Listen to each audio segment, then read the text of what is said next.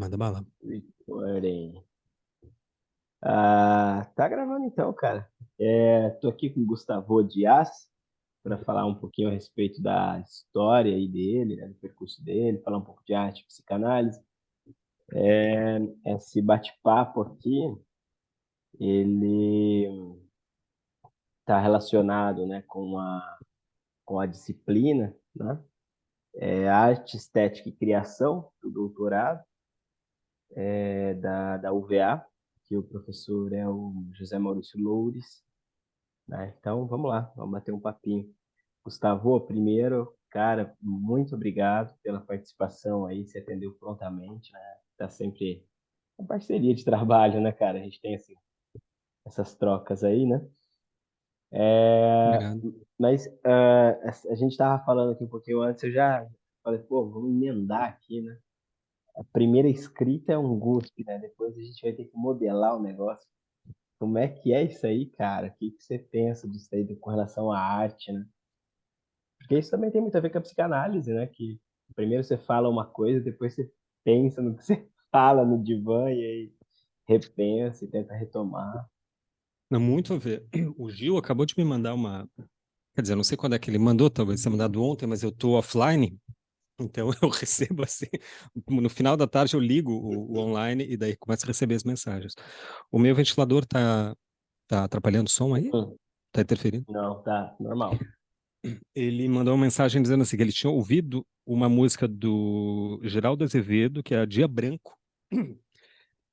Uma música que a gente conhece desde de criança, mas ele, por algum motivo, ouviu agora pela primeira vez e sentiu necessidade imensa de imediatamente gravar a música. Daí ele gravou e postou. Lá no Instagram dele tem. Daí ele já me mandou uma mensagem dizendo assim, falando que ele se surpreendeu com isso, que o Ju é músico, né? Quer dizer, para eles não deveria ser tanta surpresa, mas ele me disse que eu já vou colocar, não vou colocar ele no ar, mas vou ler ele aqui. Olha, interessante. Eu estava fazendo um curso de psiquiatria, Gil, Ales. Eu estava fazendo um curso de psicanálise aqui da Casa do Saber e o professor Welson Barbato dizia que a análise acontece ali onde a linguagem falha. Clichê, né? Daí, por acaso, no Twitter, vi uma frase do Freud, aparentemente o Freud tem Twitter, que dizia algo como: todos os lugares para onde fui, um poeta já tinha chegado ali antes. Daí ontem, aqui o Gil voltando, ele mesmo, ouvi aquela música Dia Branco, que eu gravei e postei no Instagram. E a letra até agora não faz o menor sentido para mim, mas me comove muito. E eu não sei, nem tenho vontade de saber por quê. Pensei daí que a poesia acontece ali onde a linguagem falha. E fiquei com uma sensação muito forte de que entendi algo muito importante sobre a poesia, mas não sei articular muito bem por quê. Peço desculpas ao Gil por ter citado ele aí sem permissão, mas é precisamente isso que eu acho que pode responder a nossa questão aí, né? Ah, quando me vem algo para escrever na poesia, a gente sempre faz aquele rascunho primeiro, né? Tem muita gente, Mário, que eu conheço, muitos poetas que pegam esse rascunho como se fosse assim ouro puro e tentam não dilapidar ou lapidar o mínimo possível. E acha que aquilo ali seria essa poesia melhor, a mais quintessenciada, porque principalmente aquela que não foi trabalhada. Eu entendo o argumento. A questão é que, refletindo sobre essa questão do Gil, o que me ocorreu, eu fui lá ouvir de novo a música, que fazia anos que eu não ouvia, realmente é bonita. Mas o que me ocorreu foi que, acho que talvez o que responda é o conceito lá de experiência visual, que eu uso bastante, porque no meu caso, no desenho, na pintura, né, tem aqueles trabalhos ali, que o que é importante você fazer, que a tua tarefa enquanto artista é recriar as coordenadas visuais lá no espectador para criar nele uma certa experiência. Isso que eu chamo de experiência visual. Então, o artista tem que ser capaz de ter essa experiência, quer dizer, sofrer os afetos do mundo, codificá-los em termos de linguagem expressiva, no caso, linguagem plástica, para, na linguagem plástica, emular aquelas coordenadas, para quando o espectador olhar o teu desenho, ele ver e sentir aquela experiência minimamente que você está perseguindo. Né? Só que essa experiência artística, ela, digamos, organiza os afetos, organiza o nosso campo de experiência muito além do que a linguagem instrumental pode fazer. A linguagem instrumental é, sei lá, pensa em placa de trânsito, uma flechinha para lá, você para lá, né? A própria, sei lá, uma música, por exemplo, tem músicas de academia que é para a galera fazer exercício. Se você parar para ouvir a música, sua cabeça explode, assim, porque é um vazio, é um nada, né? Ela é feita para, sei lá, no ritmo do exercício, né? Isso é linguagem instrumental. A linguagem artística, ela acho que cria uma experiência em si mesma, uma experiência para além da linguagem. Quer dizer que a linguagem instrumental é incapaz de gerar. E daí, como ela própria realiza essa experiência, você não sabe explicar depois o que, que aconteceu. Não tem músicas, poemas, obras, filmes que aquilo te atravessa que nem um trem assim. Você é literalmente atropelado. Depois você não sabe o que, que aconteceu ali. Quando termina a música, aquilo ali já, a experiência já foi criada, já foi emulada em você e passou e acabou. Eu acho que Isso, a música vai, no caso do Gil, ela criou aquele traço primeiro de prazer, porque ela organizou um campo, deu contorno ali, um campo de experiência que o Gil nunca tinha feito, porque não tinha como, não tinha o que, né? Não tem livro onde aquela experiência foi indicada, foi instrumentalizada. E depois que aquilo aconteceu, agora ele tenta regravar a música imediatamente para tentar voltar e resgatar aquele traço de prazer ali, como um retorno àquele momento da experiência, etc. Que não sei se repete, né? eu ia perguntar para você isso, né? Isso tem a ver com aquilo que você pretende. A pergunta era representar, mas eu acho que dá para a gente sair um pouco desse campo da representação e partir para transmissão, para tentar transmitir com o teu trabalho.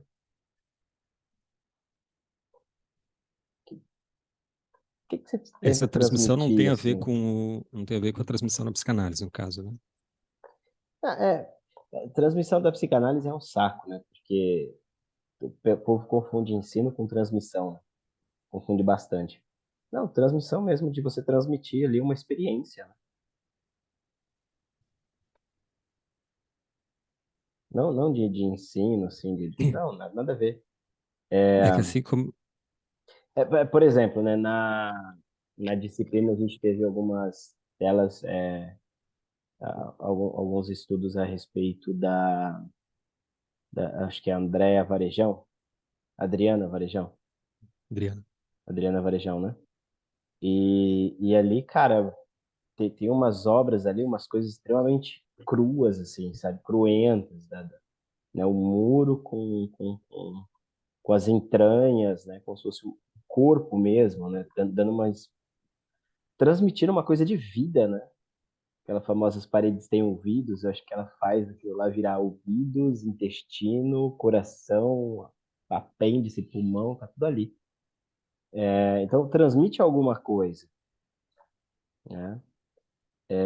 Mesmo que por isso que você está por essas coisas que você disse aí agora, né? Por mais que transmita alguma coisa, não necessariamente tem a ver com transmitir aquilo que se essa mesma experiência que se teve, entende? Uhum. É que parece que transmissão é um termo ruim tanto para psicanálise quanto para arte, né? É, Transmissão, sabe o que que me vem, cara? É aquela coisa de circuito elétrico que realmente transmite a corrente que é colocada, que ela é transmitida, porque é essencialmente a mesma corrente que efetivamente passa de um polo a outro. e não é o nosso, Isso é nosso campo transmissão. não trabalha com isso, né? Exato, cara. Isso para mim é transmissão. O que acontece se chama de amor na psicanálise é melhor. Amor é amor, né? Na arte não é a mesma corrente. A arte, o objeto da arte, o produto, a obra, ele aciona certas coordenadas, só que é mais ou menos objetivo porque as coordenadas são da linguagem, portanto são do campo simbólico. Mas a gente nunca sabe que diabos vai desencadear no espírito do observador, Isso, perfeito, né? perfeito. Então não transmite, não é uma coisa daqui que sai para lá, é uma coisa daqui que sai, a gente sabe. Só que o que chega lá já não sabe o que que é. A própria pessoa também não sabe o que que é. Nunca é, a única coisa que a gente sabe é que nunca é aquilo que o artista quis dizer. Isso eu tenho certeza. O que eu falo, as pessoas entendem alguma coisa, mas jamais o que eu efetivamente quis falar. Nem a gente sabe o que a A gente quis palavra é que é falar, né? ruim, só eu acho, né? Nem a gente sabe. Tem mais dessa. A gente quer uma coisa, a Então, linguagem diz outra. você tem uma pretensão, assim, no teu trabalho de, de transmitir ou de querer que as pessoas tenham uma experiência ou alguma coisa, assim, que... Por que que você faz o que você faz, cara? que essa é uma Essa, pergunta essa melhor. pergunta equivale ao que você deseja na existência, né? Às vezes o pessoal me pergunta isso, eu falo assim, ó, agora eu vou responder uma coisa, daqui 5 minutos, eu tenho certeza que eu vou responder outra. Tu volta daqui a É, a 15, que daí vai pergunta é ser a mais outra mesma, ainda. mas não. Pois é, que eu quero fazendo arte, cara. Essa é uma bela pergunta mesmo. Não só porque a pergunta em si é boa, mas porque, para mim, que não vivo disso, é melhor ainda. A pergunta que realmente é muito intrigante para mim. Porque até desejaria ser um artista, por exemplo, no sentido estritamente profissional, que vende, vive do seu trabalho, que é representado por uma galeria, etc, etc. Não aconteceu isso por algum motivo. E mesmo assim, eu continuo produzindo. E acho que produzo com mais originalidade do que muitos artistas que são artistas profissionais, que eu vejo os trabalhos, eu acompanho, uma coisa que eu sei, eu conheço é o meu meio, né? É, por que que eu faço isso? Difícil de ser mesmo, não sei. A gente se arrisca a inventar uma das coisas com a qual eu respondo mais ou menos é que tem algumas imagens, Marco, que aparecem que elas precisam como que elas têm o direito de aparecer no mundo.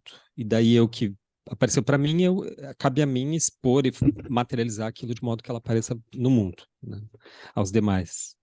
Mas além dessa resposta ruim, eu não realmente não saberia dizer outras. Assim. Não sei Quase por que eu como um faço chamado isso. divino, assim. Desenha. É chamado pela imagem, mesmo a imagem que baixou para mim. Sabe quando você ouve Baixou. é, houve uma, é mais para Exu do que para Yahvé, né? Quando você ouve, mas quando você vê a cena de um crime, só você é a única testemunha, você sente uma condição, uma contingência moral de, bom, tem que falar para alguém. Mais ou menos isso. As imagens são crimes que me aparecem assim, e eu preciso contar, porque elas me apareceram também sem que fossem muito pedidas, né? Cara, posso fazer uma pergunta pessoal aqui? Fica à vontade, fica à vontade. Quando você havia comentado, né? Tenho quase certeza que é você. Se não foi, a gente corta essa parte. Mas você havia comentado que demorou muito tempo para você colocar um quadro teu na tua casa, né? Botar, acho que a moldura, tudo certinho, bonitinho, enquadrar e colocar na. Você colocou na tua sala. O que que aconteceu ali? Não fui nem eu, que até aqui atrás de mim. Tem três, assim. Foi uma companheira que insistiu muito. Viu que a casa estava depenada, assim. Mas se não fosse por isso, cara, acho que eu não teria botado, não. Porque, cara, objetos meus, eles têm, acho que aquela condição meio paradoxal do que é estranho. Estranho aí no sentido freudiano mesmo. E ao mesmo tempo é muito próximo e muito alheio, né? Eu olho para essas imagens, primeiro que eu não reconheço a primeira visada, assim. Elas estão bem aqui em cima, então estou mais ou menos o tempo todo olhando para elas. E, e daí eu decomponho aquilo tecnicamente e não consigo sentir o que eu deveria. A imagem total, a mensagem completa, sabe? Mensagem no É sentido estrito, não acho que a como arte se, tem alguma mensagem, mas o conceito geral como se não matasse a aparece. coisa. Uma vez que produz, a experiência morre. Talvez, talvez. A arte não tem muito como matar, né? Enquanto ela estiver visível, ela está dizendo. Agora, acho que você tem como matar em si. Uhum. Talvez o fato de eu produzir seja a minha forma de matar essas imagens. Quer dizer, elas saíram, eu me. Não dá aquele alívio catártico quando você conta, né, o crime que você viu. Acho que é mais ou menos isso. Bom, agora já não é mais minha responsabilidade. Eu teria imagens de outros, como tenho aqui. Aí no vídeo dá para ver, tem duas imagens que não é minha. Lá no estúdio tem mais, etc. Mas minhas imagens, lá em cima tem minhas imagens, eu não. Eu acho que o sentimento é esse mesmo.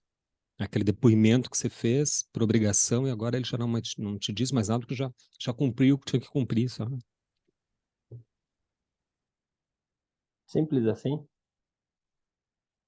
Cortou seu áudio. Cortou. Não, não tô Aí. falando nada, não. Cara, me fala um pouquinho da tua história, cara, e essa interlocução com a arte, com a psicanálise. Como é que é para você isso?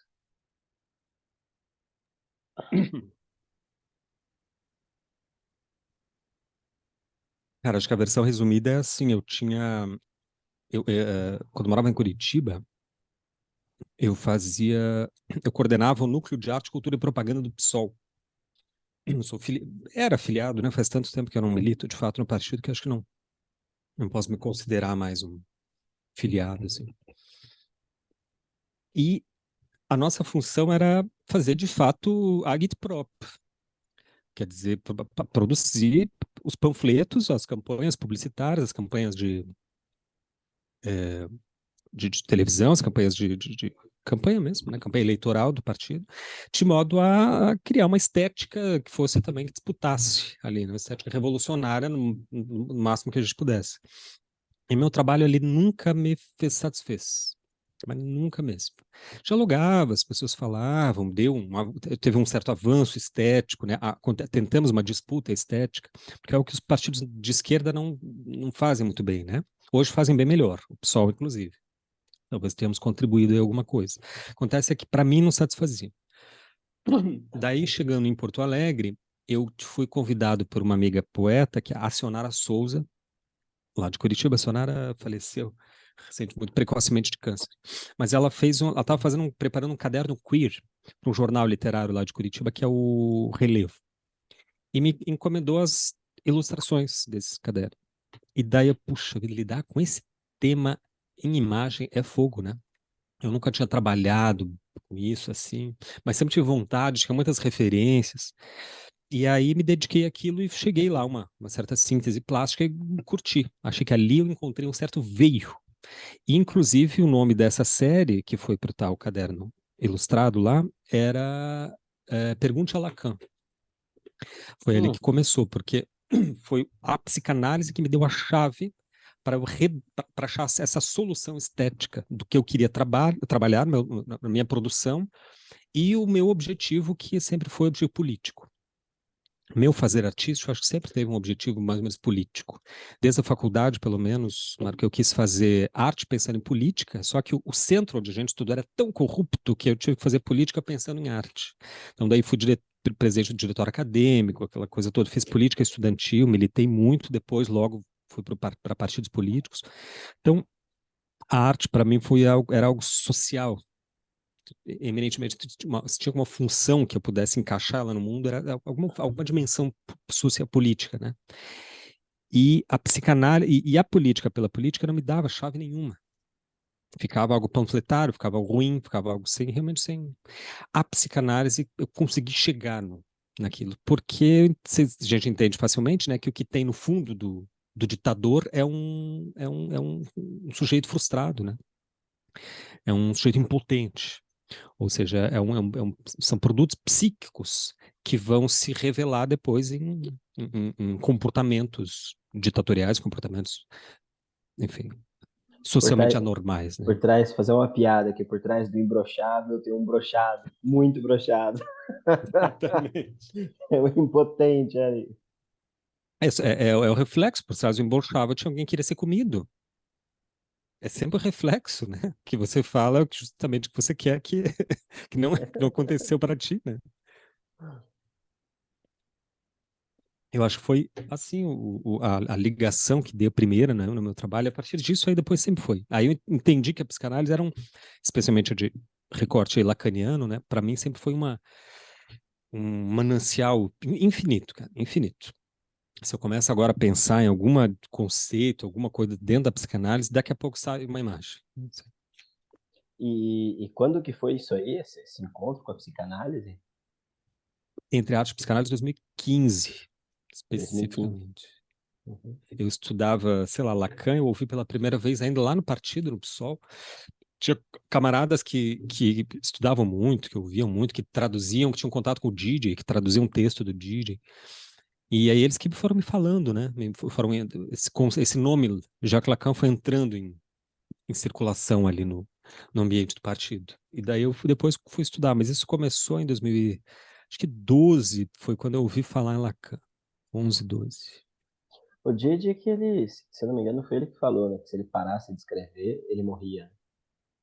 Que tinha uma coisa com a É, escrita ali, com o trabalho, com o texto, né? Perguntaram pra ele, pô, por que você não tira férias, né? Se parar de escrever, eu morro. Então, pra mim um neurótico que nem o Didi, que eu é. entendo, ele explode, né? Ele implode pra dentro. Isso, então, isso tem um pouco a ver com a tua arte, assim, com o teu trabalho, né? De ter que transmitir isso, né? Transmitir no sentido de representar, né, o pensamento, de trazer a vida. Tem um pouco. Com o meu de muitos, né? Sem querer comparar, vamos cortar e começar outro assunto para não. Mas Michelangelo, todos esses grandes artistas eram extremamente produtivos. Michelangelo, Da Vinci, Rubens. Rubens, quando morre, cara, ele tinha 160 encomendas a entregar quando morreu. Que depois, daí a oficina e o ateliê dele que deu jeito, né? Dispõe. Já estava Mas pago, é, será? provavelmente, sendo Rubens. Rubens sabia muito bem viver, era um diplomata além de artista. Agora, essa produção, isso tem a ver, sim, porque eu não só pinto, como escrevo, né? Da mesma forma que a gente estava conversando, né? Ainda esse mês reescrevi todo um livro, etc. Tem nada a ver com a minha profissão também. E eu não paro de escrever. Tenho aí, já estou no sexto livro de poesia. E não publico, quer dizer, não vivo disso de fato, vivo mesmo. Sequer tenho muita intenção, assim, exatamente de viver disso, mas não dá para parar. Eu acho que no nosso caso, Marco, você também que é poeta, talvez seja uma exigência nossa da fala, porque eu dou um valor muito grande para a palavra.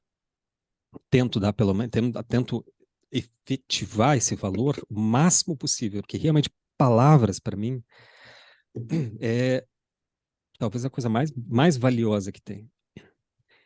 E, inclusive, eu tenho aqui em casa, cara, diversos desse aqui, ó, de tudo que é tipo. Isso aqui é um negócio para vedar, né? Eu tenho vários desses, um de cera importado que eu mandei buscar na Europa, um que é um tampão, porque eu ouço os vizinhos falando. E não adianta, cara, qualquer frase, qualquer palavra, imediatamente me suga a atenção, assim. Se for carro, acabou de passar uma sirene aqui, não tem o menor problema. Carro, barulho. Teve um livro, cara, aí na prosa, tem um só livro de prosa, que eu escrevi literalmente metade dele dentro de uma boate de rock and roll, rock ao vivo. Não tem problema.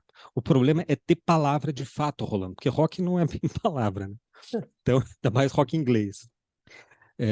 Então eu apagava, até porque eu não curto música, eu sentava na mesa, eu ia para beber, né? Porque eu britava na época. Mas escrevia no bar, metade do livro eu escrevia ali. Depois em casa transcrevia, revia, etc. O problema é palavra. Então, se é para eu falar, tem que ser algo o melhor possível. Assim. Então eu pego e escrevo, registro aquilo da melhor forma. Daí que a gente começou o papo, né? A primeiro sketch é como um escarro, você tem que modelar aquilo. Tem que burilar de fato, que nem um diamante, né? Que você vai lapidando até ele aparecer. Eu acho que a palavra, a poesia, ela acontece não nesse primeiro escarro, como alguns pensam, né? Mas ela aparece como diamante. O diamante não tem muito valor se ele é bruto, né? O que dá Uhum. valor a ele é a lapidação. A Eu acho que lapidação. a poesia é bem assim mesmo. O que dá valor é precisamente a artesania da palavra, que está lá no final, não está no começo. O começo ele vem como uma emoção, né? Por isso eu digo esse cuspe, Não, escarro. tô lembrando aqui, mas teve um dos poemas que eu coloquei no livro, deixa eu ver se eu acho aqui. Cara, deixa eu pegar ali, peraí.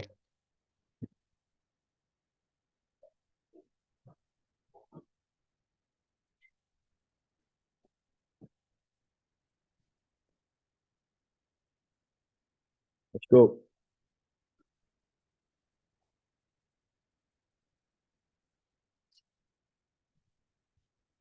hum, acho que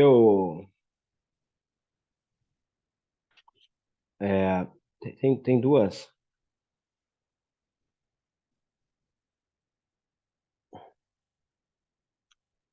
poesias aqui que eu brinco um pouco com isso, né? É uma ridícula, mas eu acho que vai dar para entender. É, quer ver? A sublimação. Mas tem uma outra, que é mais ou menos assim, sempre fui gentil com as palavras, né? Ah, não vou achar agora. Quando a gente quer, a gente não acha. Impressionante, né? É uma coisa assim que é pra todo mundo. Aí, Você não tem um arquivo dele no computador, daí procura com Ctrl cara, F? não, eu apago. Eu não, eu também Como não assim? gosto muito da minha obra também. Tem. Você não tem um Uni- arquivo original do livro no computador? Não, não. Se tu quiser reimprimir, fazer uma segunda Tá na edição, editora. E se a isso editora pode. apagou também, já era. Isso aí tem que levar para análise. Ó, é, aqui, né? Aparelhos de inalação, algodão, brinquedos, brincos, colchão, doce, fraldas, gravata, leite, lacinhos, lençol da Clara, pomada, remédios, sapato da Clara, sapato da Marielle, terno, toalhas de banho, travesseiros. Se você não encontrar poesia no teu cotidiano, nem adianta seguir lendo esse livro. Está na metade do livro, né? Onde eu jogo Bastante justamente bom. com, eu jogo justamente com as palavras. Né? Tá aí, né? Não tá. Eu penso muito nisso, né, cara? Aqui eu tô no 20º andar aqui da clínica, é o 20º andar do edifício, né? E esses dias eu estava atendendo uma paciente, começou a chover, eu falei, pera só um pouquinho que eu vou tirar uma foto. Eu tirei uma foto da chuva aqui. Aqui é a janela, cara, ó, vou mostrar aqui, acho que vai dar pra ter uma ideia. Aqui a janela é enorme, cara, cara, é lindíssimo. E aí depois eu falei, pronto, pode voltar. Cara, se a gente perder essa, eu não sei, se eu perder essa capacidade de admirar, de me maravilhar com o instante, com a coisa, pra mim já era. Ela voltou depois da análise, depois disso? Voltou, Não? continua, como se nada tivesse acontecido. É, e tem uma aqui, né? Ah, eu que sempre quis a lascívia, encontrei um jeito de ver-te poesia. Ver-te junto a mim. Desnuda, desnuda-me com tuas palavras, com teus olhares, com tua presença, e nem sequer toca em um mísero botão de minha camisa. Desnuda minha alma a cada vez que sorris, e eu, assim, nu, posso dizer que gozo de uma paz estranha, insuportável, de não ter cedido à concupiscência da carne. O desejo pulsa, a carne trêmula e incandescente ordena. O corpo todo suplica, epilepsia convulsivamente. Desejo-te, mas se for te perder, troco o deleite com teu corpo e todas as minhas fantasias para manter de ti poesia. Acho que tem muito disso, assim, né? Quando eu escrevi isso aqui, eu escrevi justamente retomando uma paixão antiga. Isso faz muito tempo que tá escrito. E era mais ou menos nessa cena, né? De, pô, se você faz acontecer, acabou a. Eu acho que a impressão que eu tenho é que acabou a fantasia, acabou a graça, acabou. Pra mim, perde o sentido. Não sei se pra você é assim com a arte também. A gente tava falando de E palavra, né? Porque quando põe em palavra, eu acho que, pelo menos na poesia, você não alcança a coisa. Pelo contrário, você mantém a distância, né? Você diz, tem alguma coisa ali, mas eu não vou te dizer o que que é, porque nem eu sei muito bem. porque não dá para dizer também.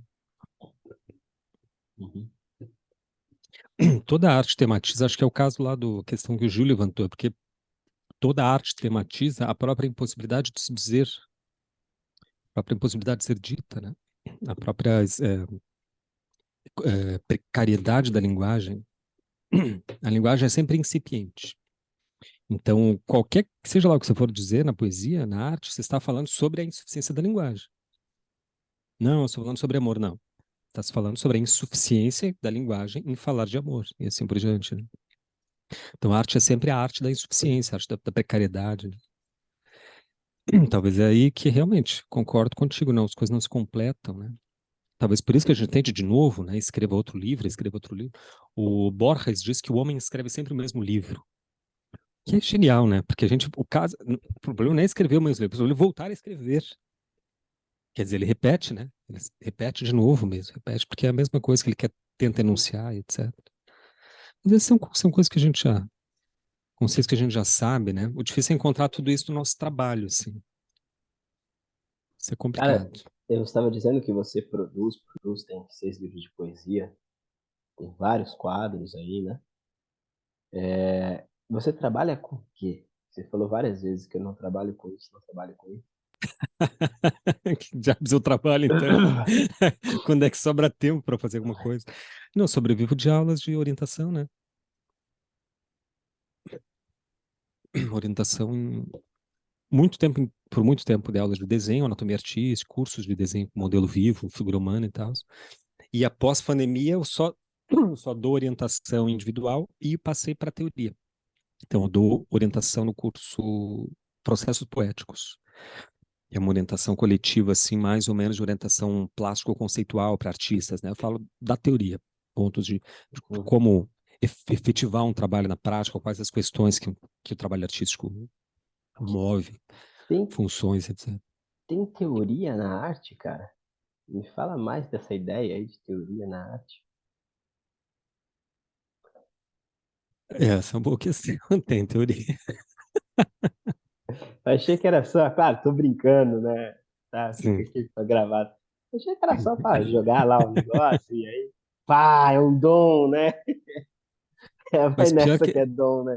pior que essa é a chave geral, né, de compreensão, cara. Eu mesmo, quando entrei na faculdade, me revoltava muito contra a teorização dentro da arte. Demorei anos e anos para entender. Achava que aquilo era uma descrescência acadêmica. Um pouco é uma descrescência acadêmica, no Brasil, especialmente. Porque daí a arte sai, em vez de a arte dar, a teoria dar suporte, a fenomenologia do fazer, o fazer simplesmente é pulverizado em nome da teoria. Então, o que se aprende é fazer teoria. Também não era isso, não é esse o caso, né? O caso é você manter teoria e prática, ó, evidentemente, né? Ou seja, encontrar, é o que eu brinco que eu tento desenvolver lá na minha plataforma, o sabodias.com, uma epistemologia do fazer, uma epistemologia do artesanal, porque esse é o caso. A arte é sempre uma prática. Não é, acho que a pergunta é se ela é uma prática do dizer ou não, mas ela é uma prática.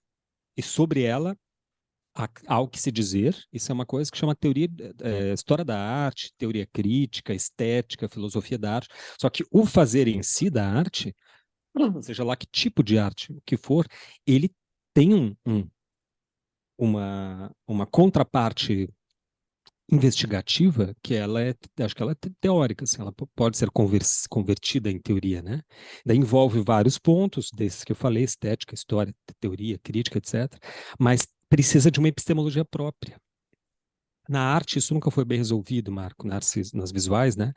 E ela é tentado, assim, compensar com o termo poéticas visuais, que é um termo meio um guarda-chuva não cobrindo nada das aparências, para usar o termo do Pessoa.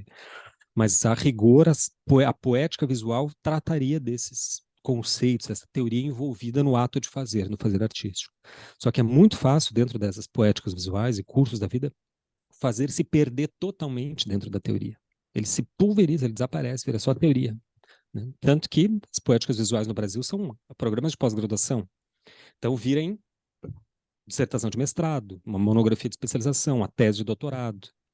Né? Não viram um trabalho. Até porque na academia não se faz arte, na minha opinião. Na academia se faz ciência. Senão, a arte se faz num ateliê privado. Faz no meu estúdio. A academia se faz pesquisa científica. É o contrário da arte, entende? A ciência e a arte é o contrário, exatamente o oposto. Ciência é aquilo que não existe ciência do um, né? Ciência só é ciência se pode se repetir o fenômeno. Senão não é ciência. A arte é o contrário, só é arte se não pode ser repetido o fenômeno. E hoje a academia brasileira tenta fazer arte, o que eu acho uma coisa absurda em todos os sentidos possíveis. Assim. Mas há uma comunicabilidade, isso sem dúvida. Há uma comunicabilidade. Tem uma coisa aí no fazer científico, né? De repente, é um campo que, claro, não é o meu campo, né? Mas tem uma coisa aí, talvez, que eu já vi você fazendo algumas críticas nesse sentido, que perde-se o viés criativo, né? Em nome de um viés de repetir, né? De reproduzir alguma coisa, né? Ou estou enganado? Essa é uma crítica que tem dois lados, né? Por exemplo, a arte pós-moderna, por exemplo, sempre criticou muito digamos, uma versão de arte tradicional que é a grande arte dos mestres do passado, etc., que se baseia na técnica. Porque a técnica justamente repete, e é a custa para você dominar uma técnica, você precisa repetir. E repetir precisa copiar. Então, de novo, onde é que está a arte? Se a arte é a não cópia, a arte é o singular. E de outro lado, o contrário também acontece. Da mesma forma, a teoria, especialmente a acadêmica, você que está no doutorado sabe muito bem disso, método acadêmico, metodologia acadêmica é a repetição de processos epistemológicos. Não é que você inventa, agora vou pesquisar de qualquer jeito. Não, tem um jeito de pesquisar. Tem um jeito de formatar o trabalho, né? Então é a repetição. Então, dos dois lados, tem uma repetição para aquisição de. Né? A arte, ela é sempre uma coisa meio um curto-circuito. A arte é sempre curto-circuito entre as coisas, né? Aí eu acho que tem essa dupla crítica. De um lado, a crítica acadêmica contra os processos tradicionais, que eu concordo, não discordo, e de outro, a crítica dos processos tradicionais contra a teorização acadêmica, que eu também concordo. Eu Eu, eu sempre fico num já, certo meio termo, sabe? eu já não sei mais se a gente está falando de arte ou de psicanálise pura aqui. Quando é que a gente não está falando de psicanálise, né? Porque você aprende aí o manejo, né? Você faz supervisão, tudo, mas eu estava fazendo supervisão com a Silvia Amigo lá da Escola de Buenos Aires. Ela falou para mim, cara, mas se você segue exatamente o que eu te falo, você é uma marionete, você não tá ali como analista, né? E olha que coisa, Gustavo. Eu quase falei, você não tá ali como artista. Eu tô mais esperto aqui, eu tô descansado Você, nas você se férias. adianta ao ato falho, né? Mas é um pouco isso, né, cara? Ao mesmo tempo, eu vejo o quão é importante a questão da teoria no nosso campo da psicanálise em especial, porque você é refém da teoria a todo tempo, né? Ou seja, se você vai fazer uma sessão de 50 em 50 minutos, tem que sustentar teoricamente isso. Se você vai fazer sessão de tempo variado, né, se utilizando da teoria do tempo lógico, você precisa sustentar teoricamente o seu fazer, né? E eu estou pegando o gancho aqui para perguntar para você a respeito, acho que é uma produção muito tua, né, da questão do desver, né, e como foi importante isso para mim, para minha prática clínica, quando eu comecei a me dar conta que eu precisava desouvir os meus pacientes. Muitos anos depois eu fui entender aquele negócio chamado significante, né, que é aquilo que vai representar o sujeito, mas não é uma palavra, não é uma coisa, não, é só como que o Lacan vai dizer, aquilo que a gente escuta, né? Não o sentido que vem depois, né? Mas é aquilo que a gente escuta, tem que desouvir isso. Como é que é para você trabalhar, né, com a artes plásticas, com desenho, pintura, a partir dessa noção do desver? Isso tem alguma coisa a ver com o real também? Ou não? Boa questão, cara. O desver também, há anos eu aprendo com esse conceito também, cara. Ele, para mim, ele surgiu na tentativa dessa de criar uma epistemologia do artesanal aí, né? Ou seja, refletir sobre os processos artesanais, de fato, de modo que você dê dignidade teórica para eles, dignidade filosófica, inclusive, para eles. Porque não é possível, né, Marco, a gente pensar que, assim, Michelangelo, na época dele, não tinha nem existia filosofia da arte, e daí Michelangelo é burro, não tem teoria. Michelangelo era um dos homens mais cultos do seu tempo, ele sabia praticamente de cor a Divina Comédia. Era um dos maiores doutores em Dante Alighieri. E na época, ser culto era conhecer Dante Alighieri. Ele era um dos maiores, era consultado. Tem uma cena que é pública, que é anotada, que Da Vinci consulta Michelangelo sobre um assunto da Divina Comédia. Quer dizer, não dá para dizer que esses sujeitos históricos só sabiam pintar, só aplicavam técnica e eram inspirados pelas musas, né?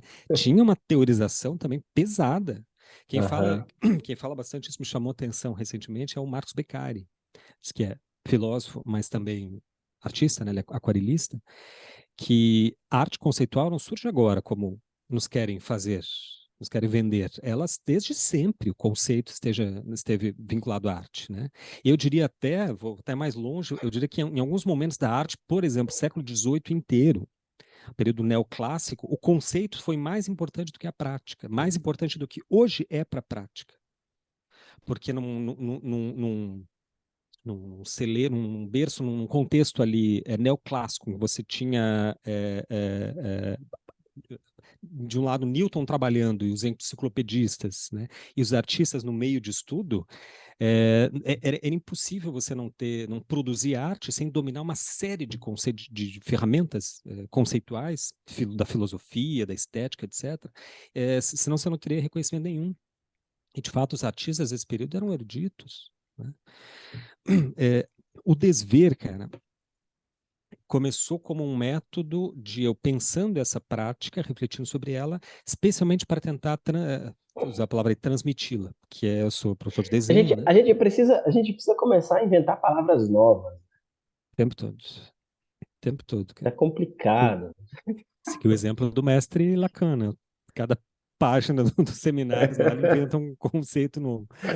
É isso, tem que inventar mesmo. Mas daí, como fazer o desenho aparecer para o outro? Porque era a minha missão, né? Enquanto professor de desenho, é um problema, né, cara?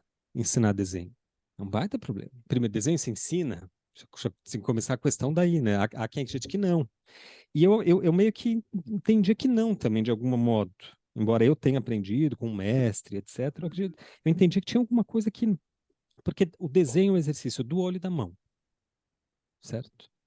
Eu não posso olhar por alguém. Só ele é capaz de olhar por ele próprio, né? Você não pode olhar para alguém.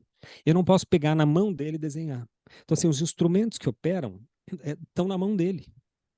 Então, você não pode muito ensinar. O que mais que eu posso fazer é eu fazer, ele ver, tentar deduzir como eu fiz e tentar inventar o jeito dele próprio fazer. Então, como é sempre muito pessoal, isso de transmissão não acontece. Como eu disse, não é uma transmissão que sai dali e chega lá igual, né? Ele chega a outra coisa. O que é ótimo, né? Porque daí permite a originalidade na arte, permite que os discípulos superem os mestres, etc. Aí eu entendi, analisando assim, como que ele desenhava, como que o discípulo lá, o orientando desenhava, eu percebi muito claramente, cada vez de forma mais evidente, que as pessoas não veem, Marco. Mas não é assim que não veem, que estava desatento. Não vê. O aluno entra cego dentro da aula de desenho, mas cego, cego, cego, cego. Assim como eu entrei surdo na minha primeira aula de violão. Não sabia ouvir, não tinha. A É, gente ouvia eu ia ruído. falar isso. Eu ia falar isso. Geralmente, o grande problema que a gente tem no nosso campo também, né, quando vai falar de escuta analítica, é porque ninguém sabe o que está escutando. Ninguém sabe nem que está escutando, né? Mas o quê? Não escuta, não escuta. Interessante. O meu trabalho é ver, o teu trabalho é escutar, né? É, Enquanto psicanalista. e você pergunta às vezes as pessoas me trazem casos para supervisão, eu tenho um grupo de supervisão que eu coordeno, né? E eu falo, mas o paciente disse exatamente isso, aí aquele silêncio constrangedor, né? Porque passou batido, não consegue. Eu acho que isso que é constrangedor, mas que talvez faz a gente se atentar, né? O que exatamente o paciente disse? Me traz as palavras dele. Não, tá trazendo já. Você já passou pelo meu filtro. Então eu levo as minhas palavras para a supervisão, não levo. Né? Onde eu mais aprendi, talvez eu acho que o aprendizado mais condensado disso, cara, foi quando eu li o artigo do Freud sobre o Moisés do Michelangelo. Cara, bicho, ele se dá o trabalho, ele faz não sei se tu lembra do artigo, ele faz um Uhum. levantamento de 22 teses que na época do Freud circulavam a respeito da escultura do Michelangelo, Moisés. 22, eu contei. E aí ele vai, como é um leitor absurdo, né? Um monstro. Ele lia, ele entendeu que ele fez a leitura de como cada um desses teóricos, desses historiadores, leram a obra e descreveram a obra do Moisés. Ele começa fazendo aquele matemado. Fulano de tal disse que assim, assim, assim. O fulano de tal disse que o Moisés agarra fortemente a barba. O outro fulano disse que o Moisés toca suavemente a barba. Ele percebeu que havia absurdas distinções de como os historiadores viam a escultura. Então, é óbvio que não vou chegar a lugar nenhum, não vou conseguir interpretar nunca, né?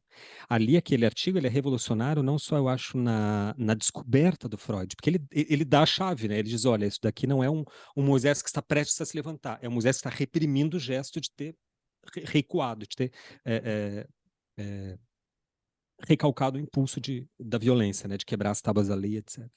Mas ele é revolucionário no sentido de que ele percebeu como eram diferentes as leituras, porque assim como os historiadores não conseguiam ver os trabalhos, talvez os psicanalistas não consigam ouvir os pacientes.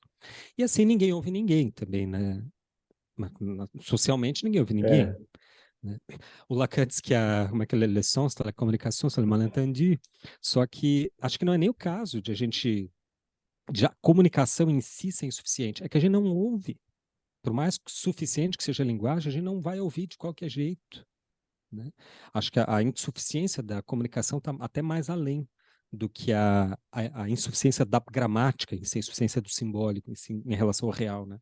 Uhum. Mas era no real que a gente queria chegar, né? Você perguntou o que esse desver, etc., tem a ver com o Eu, real. eu, eu acho que está chegando, né? Essa questão da insuficiência, né?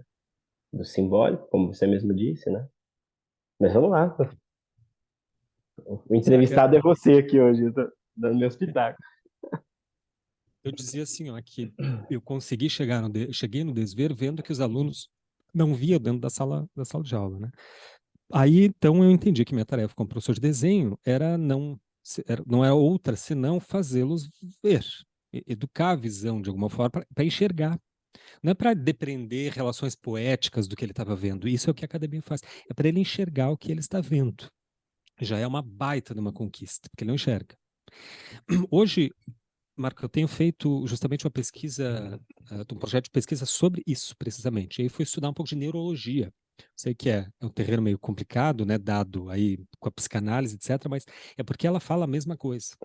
Só que em termos de sinapse, de imagem, de representação encefálica. E é exatamente se dá o que eu sempre deduzi na teoria, se dá nos campos neurais, né, de formação da imagem visual no espectro, etc. Tu sabe É que idêntico. tem Igual. uma, tem uma entrevista com aquele cara lá, o neurocientista, Nicoleles, Miguel Nicoleles. Eles fizeram uma pesquisa com macacos e colocaram o macaco no mundo virtual, né? E no mundo virtual o macaco tinha 4, 6 braços, é bem bacana. E a hora que o macaco sai do mundo virtual, ele procura os braços. E aí o Miguel falou assim que no cérebro, quando tem alguém amputado, o lugar do amputado continua sofrendo os efeitos. Então, aí a gente vai para o Freud. A representação ainda está lá. Cara, eu achei aquilo genial. Genial. A representação está lá. Só que você não tem o braço. Não, o braço existe. Não a carne, né? Mas ele existe, ele está lá. Nunca deixou de estar. Daí a prova que a gente não lida com o real em momento nenhum, né? A gente só lida com Uhum. representações. Daí como é que eu vou querer botar um corpo humano, um modelo nu aqui, fazer com que o sujeito desenhe? Ele não vê o que está na frente dele. Ele vê uma representação. Daí ele vai lá e desenha o que? O senhor palito. Aí acontece aquilo que eu vi falando, né? Eu boto Sou o eu. desenho, você bota o modelo em pé, o sujeito desenha X. Você bota o modelo deitado, ele desenha X também. É incrível, isso é visível. Pode, em qualquer aula de desenho, pode perguntar aos professores. Sempre tem um ou dois que desenham sem modelo em pé. Porque a representação do corpo humano é em pé, né? Não existe representação mental do corpo assim. É o corpo em pé, sempre, nos braços retos e tal, desde criança é assim, né? Lidar com essas representações é ensinar a desenhar. Ou seja, você tem que ensiná-lo a desvê-las, desver essas representações, desaparelhar os estereótipos, ativar minimamente o olho físico.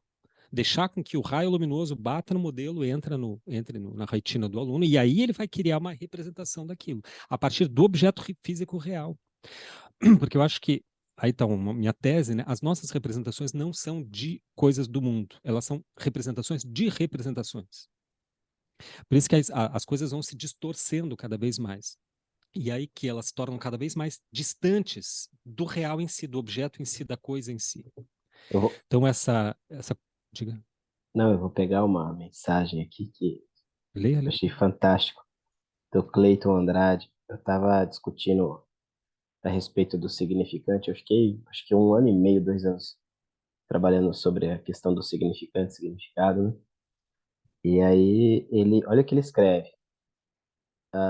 A diferença entre representação de coisa e representação de palavra. Essa, para Lacan, é representante da representação, que ele completa dizendo que é o significante. Então, o representante da representação é o significante para Lacan. Porque o real é perdido para sempre. Então, você só tem representação, Uhum. e a forma como se representa representações, daí vão ser os significantes. Pode crer. Como sempre acontece, a gente está tentando provar coisas que o Lacan já tinha provado 50 anos atrás, né? Normal. Gustavo, Normal. desculpa, eu te interrompi. Quer Não, continuar? não, não, depois dessa já fechou. Cara, Resolveu a tese. já é 6h30 já. O papo tá uma delícia aqui, já passou de 1 hora. Bicho, Passou do tempo. obrigado. Quero me colocar à disposição. Só para confirmar, posso encaminhar essa gravação para o pessoal lá da disciplina? Pode, claro. Sim, sim, com vontade. Fico feliz em Beleza. ter colaborado com alguma coisa. Quando É, precisar, estamos aí. eu não sei que coisa. Eu vou mandar pro pessoal, o pessoal que entenda lá que coisa que colaborou ou piorou. Você vai mandar a transcrição ou o vídeo todo? Não, eu vou mandar o O vídeo arquivo inteiro, mesmo? cara. Se eles pedirem para eu transcrever, eu transcrevo, mas assim, a ideia é poder deixar no GUSP, né? Ou no Hum, Scarro, Tem no que subir. Bruto. É. Tem que subir no YouTube daí, né, pra transmitir isso. Cara, se você me autorizar, eu coloco lá. Não pode subir, porque eu acho que para mandar isso aí pro arquivo, cara, é infernal. Ou pro WeTransfer, mas daí eles vão ter que baixar lá, sobe no YouTube, daí tu manda um link, fica mais fácil para quem for. Beleza. Beleza, meu Gustavo, cara? cara, muito obrigado. Até a próxima. Imagina, estamos aí, Marco. Um Tchau, abraço para ti, meu tchau. cara. Tudo de bom.